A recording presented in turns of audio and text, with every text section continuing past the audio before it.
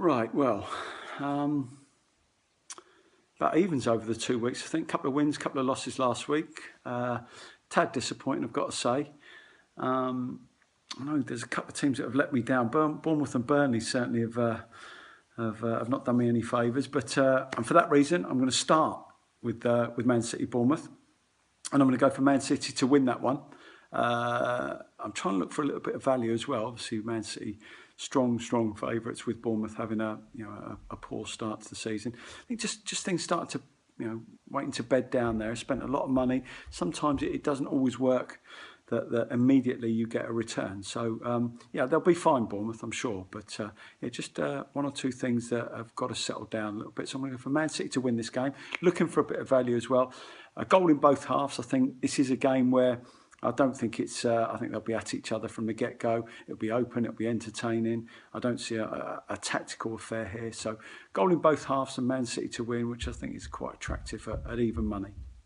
Next game will be Watford against Brighton. Watford had a good start. Got some good players. A really good manager there. Hopefully he can stay longer than the year that everybody else seems to get. Just gives the players a chance to settle down, doesn't it? And obviously players that he's bought as well this year will expect him to stay longer than that. They'll be looking forward to working with him. So he's a good manager, already proved himself at Hull, and starting to do very well at Watford. I think there's enough in this game for Brighton to get something out of it with regard to going forward. Watford play open, expensive football at home. We saw the game against Liverpool. They are creative, but they will leave gaps at the back. So I'm going to go for Watford to win, and I'll double that up with both teams to score. So Watford to win, both teams to score. That's 7-2. Next game will be Newcastle against West Ham. Went to Cheltenham the other day to see West Ham play. Interesting to see that Chiarti came on for the last 20 minutes. I think he's been a big loss. He helps to protect that back four. He shores things up, and I think he'll probably play in this game. A little bit of value for me. I'm going to go for the score draw. I think there's enough in this. I think both sides will try and win this game. Both sides will, West Ham will expect to get something out of it. Newcastle not quite hit the ground running yet. One or two things that slightly concern you, but at home they'll certainly create some chances, and I think there's enough for West Ham going forward to score. So score draw for me at 100-30 in this one. Liverpool against Arsenal. I think this is the banker, is the over 2.5 goals. Certainly the way that Liverpool played.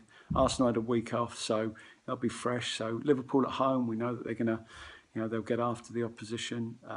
Yet again, a little bit like Watford, they will leave gaps at the back, which Arsenal can exploit. So over 2.5 goals, 8-13 is a little bit too skinny for me. We're going to go for also a score draw in this one.